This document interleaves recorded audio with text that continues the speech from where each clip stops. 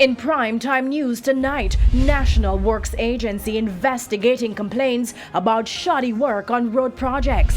Businesses on Kingston Waterfront at risk, but why? And to change or not to change, CMU taken to task about building named in honor of former energy minister. Dr. Andrew Wheatley has lended the most support. One of the things we have to make sure we don't do is to politicize our public institutions.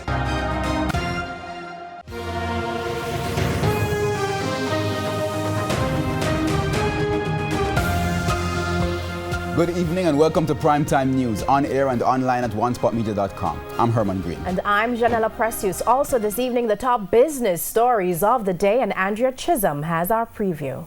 Thank you very much, Janella. Well, there's a major shakeup in the regional financial sector. The JMB Group to acquire a percentage of a particular company. We'll tell you more on that in the Business Day. Thank you, Andrea. And from Andrea, we go to Karen, who has a preview on sports. Thanks very much, Herman. Well, we all recall those ugly scenes at the National Stadium during the final of the Red Strand Premier League. Well, that has forced Independence Park Limited into a policy adjustment. Tell you all about it later.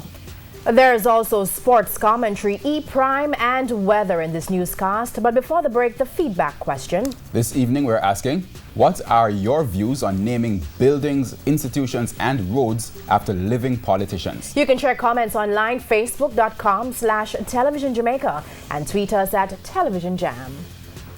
Stay with us. Primetime News returns after this break.